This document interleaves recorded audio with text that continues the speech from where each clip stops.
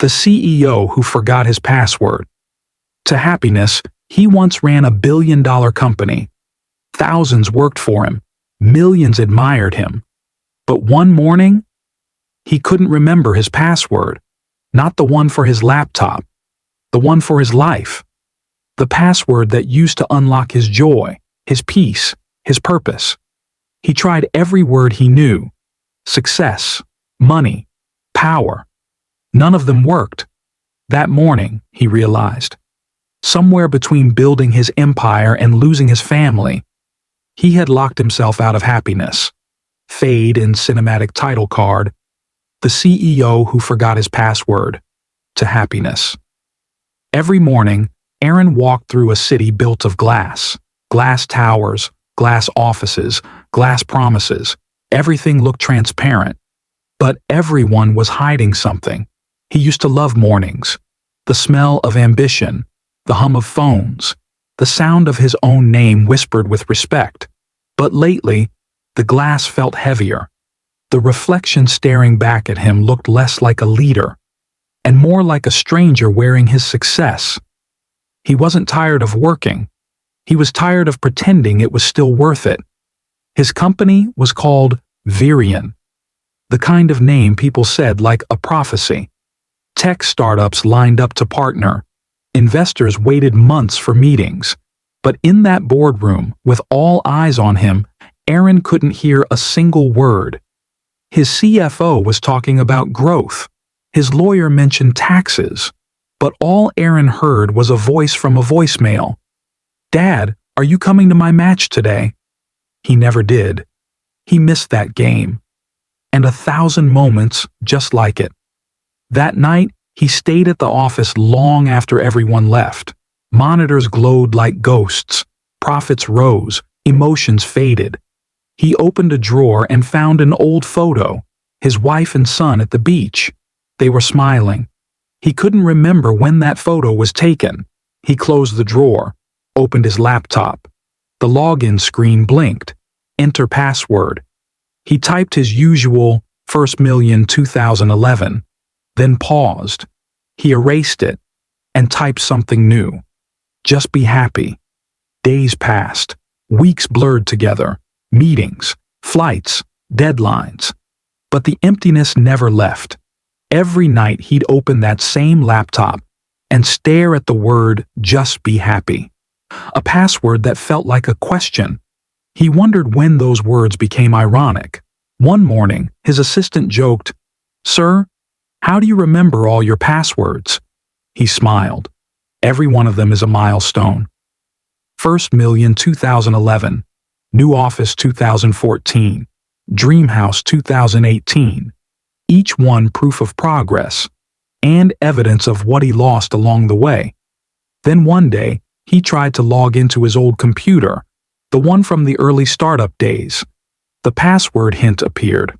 Enter to access memories. He tried everything he remembered. Nothing worked. He laughed nervously. But the screen just blinked, waiting.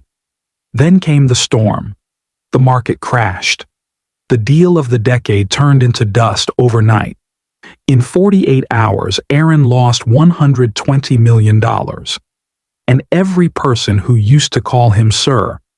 His investors panicked. His board blamed him. And his wife left quietly, without a fight.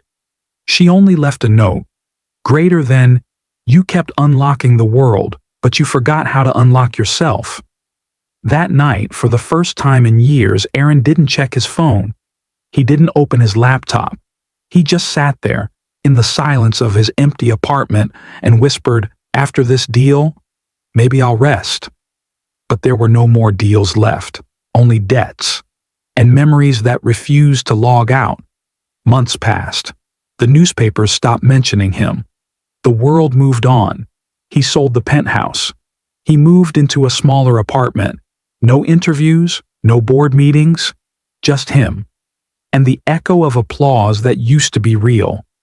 One night, he opened that old laptop again. The same message appeared. Enter to access memories. He stared at the screen. Then, slowly, he typed something new. Forgive me, 2025. The screen unlocked. Videos began to play. His son's first steps. His wife laughing in the kitchen. His father teaching him how to tie a tie. He hadn't lost the password. He had just forgotten why it mattered.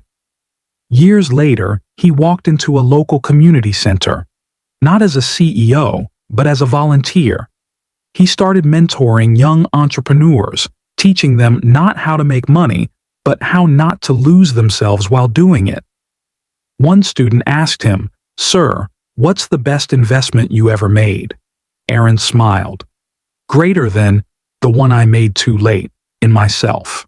The student laughed. But Aaron continued, "You'll spend your life chasing growth metrics, but if your heart's graph is flat, it's already game over."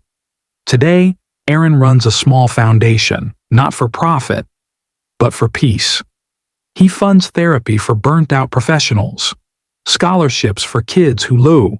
You probably think you live pretty healthy. But what if I told you some of your everyday habits are actually damaging your body without you realizing it? Here are 10 daily things that seem harmless, but secretly hurt your health. Skipping breakfast might save time, but it slows your metabolism and can trigger overeating later. Even a banana plus peanut butter is better than nothing on-screen text. Fix: eat something small within 1 hour of waking. Sitting for 8+ hours raises your risk for heart disease and back pain. Stand up or stretch every hour. Your spine will thank you. Fix: 1-minute walk each hour. Your cortisol's highest in the morning.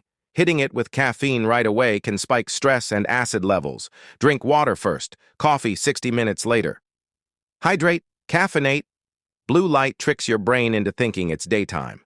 Put the phone down 30 minutes before bed or use a blue light filter.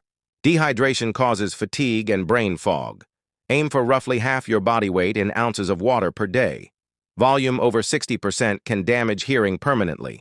Follow the 60-60 rule. 60% volume, max 60 minutes. Chronic stress boosts cortisol and inflammation. Take a 1-minute deep breathing break daily. Irregular sleep confuses your body clock. Try sleeping and waking within the same 30-minute window every day. Reusing disposable bottles releases microplastics.